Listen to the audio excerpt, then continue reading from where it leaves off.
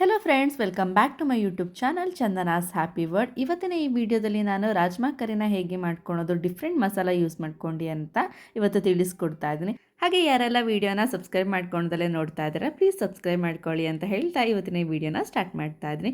ಇಲ್ಲಿ ನಾನು ರಾಜ್ಮಾ ಕರಿ ಮಾಡೋದಕ್ಕೆ ಬೇಕಾಗಿರುವಂತಹ ಐಟಮ್ಸ್ನೆಲ್ಲ ನಾನು ತೆಗೆದಿಟ್ಕೊಂಡಿದ್ದೀನಿ. ಸೊ ಇಲ್ಲಿ ನಾನು ಒಂದು 200 ಗ್ರಾಮ್ಸ್ ಅಷ್ಟು ರಾಜ್ಮಾನ ನಾನು ಸೋಕ್ ಮಾಡಿ ಇಟ್ಕೊಂಡಿದ್ದೆ. ಸೊ ಓವರ್ ನೈಟ್ ಸೋಕ್ ಮಾಡಿ ಇಟ್ಕೊಂಡ್ರೆ ಬೆಸ್ಟು. ಸೊ ಇದಕ್ಕೆ ನಾನು ಸ್ವಲ್ಪ ಕರಿ ಲೀವ್ಸು, ಶುಂಠಿ, ಬೆಳ್ಳುಳ್ಳಿ, ಹಾಗೆ 1 ಇಂಚಷ್ಟು ನಾನು ಚೊಕ್ಕೆ ಮತ್ತು ಹಾಗೆ ಲವಂಗ ಕೂಡ ಯೂಸ್ ಮಾಡ್ತಾ ಇದ್ದೀನಿ.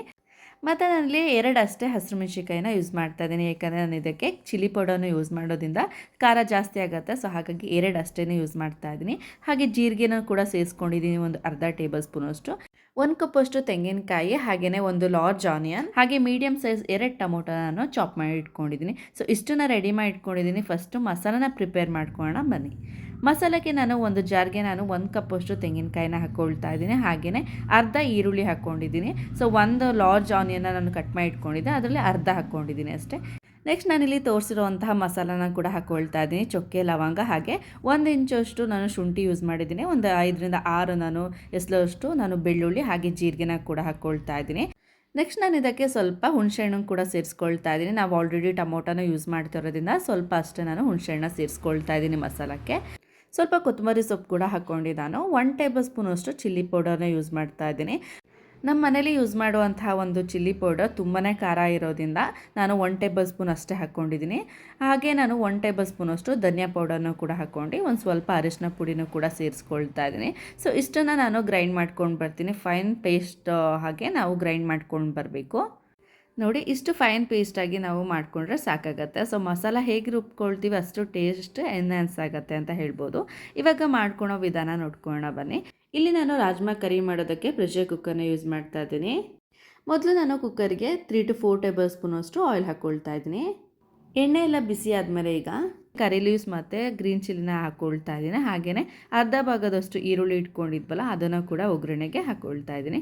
ಇದನ್ನು ಒಂದು ಸ್ವಲ್ಪ ಗೋಲ್ಡನ್ ಬ್ರೌನ್ ಆಗೋ ತನಕ ಸ್ವಲ್ಪ ಫ್ರೈ ಮಾಡ್ಕೊಳ್ಬೇಕು. ಇವತ್ತು ನಾನಿಲ್ಲಿ ಶೇರ್ ಮಾಡ್ತಿರೋಂಥ ಈ ರಾಜ್ಮಾ ಕರಿ ತುಂಬಾ ಸಿಂಪಲ್, ಹಾಗೆ ಒಂದು 15 ಮಿನಿಟ್ಸಲ್ಲಿ ಆರಾಮಾಗಿ ಮಾಡ್ಕೊಳ್ಬೋದು. ಮತ್ತು ಈ ಗ್ರೇವಿ ಪೂರಿ, ಚಪಾತಿ ಹಾಗೆ ರೈಸಿಗೂ ಕೂಡ ಒಂದೊಳ್ಳೆ ಕಾಂಬಿನೇಷನ್ ಆಗುತ್ತೆ. ಇವಾಗ ನಾನು ಮೀಡಿಯಮ್ ಸೈಜ್ 2 ಟೊಮೊಟೊನ ಕೂಡ ಸೇರಿಸ್ಕೊಂಡು ಸಾಫ್ಟ್ ಆಗೋ ತನಕ ನಾನು ಫ್ರೈ ಮಾಡ್ಕೊಳ್ತಾ ಇದ್ದೀನಿ. ಹಾಗೆಯೇ ಇದಕ್ಕೆ ನಾನು ಸ್ವಲ್ಪ ಅರಿಶಿನ ಪುಡಿ, ಸ್ವಲ್ಪ ಉಪ್ಪನ್ನು ಕೂಡ ಈ ಟೈಮಲ್ಲಿ ಸೇರಿಸ್ಕೊಳ್ತಾ ಇದ್ದೀನಿ. ಈ ಥರ ಸೇರಿಸೋದ್ರಿಂದ ಬೇಗನೆ ಟೊಮೊಟೊ ಸಾಫ್ಟ್ ಆಗುತ್ತೆ ಅಂತ ಅಷ್ಟೇ.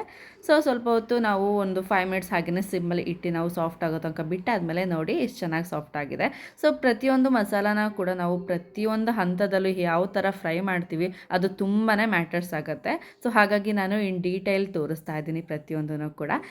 ಈಗ ನಾನು ಟೊಮೊಟೊ ಎಲ್ಲ ಫ್ರೈ ಆದಮೇಲೆ ನಾನು ರಾಜ್ಮಾ ಏನು ಸೋಕ್ ಮಾಡಿ ಇಟ್ಕೊಂಡಿದ್ದೆ ಓವರ್ ನೈಟ್ ಅದನ್ನು ಕೂಡ ಹಾಕ್ಕೊಂಡು ನಾನು ಒಂದು ಸತಿ ಕ್ಲೀನಾಗಿ ಮಿಕ್ಸ್ ಮಾಡ್ಕೊಂಡಾದ್ಮೇಲೆ ಒಂದು 5 ನಿಮಿಷ ನಾನು ಸಿಮ್ಮಲ್ಲಿ ಇಟ್ಟು ನಾನು ಬೇಯಿಸ್ಕೊಳ್ತಾ ಇದ್ದೀನಿ. ಸೊ ಒಂದು 5 ನಿಮಿಷ ಸಿಮ್ಮಲ್ಲಿ ಇಟ್ಟಾದಮೇಲೆ ನೋಡಿ ಎಷ್ಟು ಚೆನ್ನಾಗಾಗಿದೆ. ಸೊ ಇವಾಗ ನಾವು ಮಸಾಲಾನ ಆ್ಯಡ್ ಮಾಡಬೇಕು. ಸೊ ಡೈರೆಕ್ಟಾಗಿ ಆ್ಯಡ್ ಮಾಡಿದ್ರೆ ಟೇಸ್ಟ್ ಅಷ್ಟು ಚೆನ್ನಾಗಿರೋಲ್ಲ. ಸೊ ಒಂದು 5 ನಿಮಿಷ ಸಿಮ್ಮಲ್ಲಿ ಹಾಗೆ ಫ್ರೈ ಆದಮೇಲೆ ನಾವು ಮಸಾಲನ ಆ್ಯಡ್ ಮಾಡೋದ್ರಿಂದ ಟೇಸ್ಟ್ ತುಂಬಾ ಚೆನ್ನಾಗಿರುತ್ತೆ. ಮಸಾಲ ಸೇರಿಸ್ಬೇಕಾದ್ರೆ ಸ್ವಲ್ಪ ನೀರನ್ನು ಕೂಡ ಹಾಕ್ಕೊಂಡಿದ್ದೀನಿ. ಸೊ ಇಷ್ಟು ತಿಕ್ಕ ಕನ್ಸಿಸ್ಟೆನ್ಸಿ ಬರೋ ಅಷ್ಟು ನೀರು ಹಾಕ್ಕೊಳ್ಬೇಕು. ವಿಷಲ್ ಆದಮೇಲೆ ಈ ಗ್ರೇವಿ ಇನ್ನೂ ಕೂಡ ತಿಕ್ಕಾಗೋದ್ರಿಂದ ಈ ಕನ್ಸಿಸ್ಟೆನ್ಸಿಗೆ ನೀರನ್ನು ಅಡ್ಜಸ್ಟ್ ಮಾಡ್ಕೊಂಡಿದ್ದೀನಿ. ಈ ಟೈಮಲ್ಲಿ ಸಾಲ್ಟ್ ಏನಾದರೂ ಬೇಕಾಗಿದ್ದರೆ ನೀವು ಅಡ್ಜಸ್ಟ್ ಮಾಡ್ಕೊಂಡು, ಹಾಗೆಯೇ 1 ಟೇಬಲ್ ಸ್ಪೂನಷ್ಟು ಗರಂ ಮಸಾಲನ ಕೂಡ ಆ್ಯಡ್ ಮಾಡ್ಕೊಳ್ಬೋದು. ಗರಂ ಮಸಾಲ ಇಲ್ಲಾಂದರೆ ಚಿಕನ್ ಮಸಾಲನ ಕೂಡ ನೀವು ಆ್ಯಡ್ ಮಾಡ್ಕೊಂಡು ಲಿಡ್ನ ಕ್ಲೋಸ್ ಮಾಡಿಬಿಟ್ಟು ಹೈ ಫ್ಲೇಮಲ್ಲಿ ಒಂದು 5 ನಿಮಿಷ ನಾವು ಕುದಿಸ್ಕೊಳ್ಬೇಕು. ಸ್ವಲ್ಪ ನೋಡಿ ಚಿಕ್ಕದಾಗಿ ಕುದೀತಾ ಇದೆ. ಇವಾಗ ನಾನು ಕುಕ್ಕರ್ ಲಿಡ್ನ ಕ್ಲೋಸ್ ಮಾಡಿಬಿಟ್ಟು ಮೀಡಿಯಮ್ ಫ್ಲೇಮಲ್ಲಿ 2 ವಿಷಲ್ನ ಹಾಕಿಸ್ಕೊಳ್ಬೇಕು. ಸೊ 2 ವಿಷಲ್ ಸಾಕಾಗುತ್ತೆ, ರಾಜ್ಮಾ ಎಲ್ಲ ಕ್ಲೀನಾಗಿ ಬೆಂದಿರುತ್ತೆ.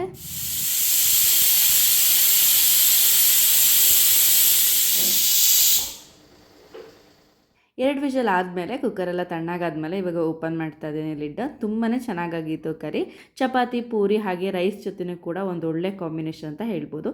ತುಂಬಾ ಸುಲಭವಾಗಿ ಹೇಗೆ ಮಾಡೋದು ಅಂತ ನಿಮ್ಮ ಜೊತೆ ಶೇರ್ ಮಾಡಿದ್ದೀನಿ. ಸೊ ನಿಮಗೂ ಕೂಡ ಈ ರೆಸಿಪಿ ಇಷ್ಟ ಆಯಿತು ಅಂದ್ಕೊಂಡು ಈ ವಿಡಿಯೋನ ಎಂಡ್ ಮಾಡ್ತಾ ಇದ್ದೀನಿ. ಸೊ ನೆಕ್ಸ್ಟ್ ವಿಡಿಯೋದಲ್ಲಿ ಮತ್ತೊಂದು ರೆಸಿಪಿ ಜೊತೆ ಬರ್ತೀನಿ. ಅಂಟಿಲ್ ಟೇಕ್ ಕೇರ್, ಬಾಯ್.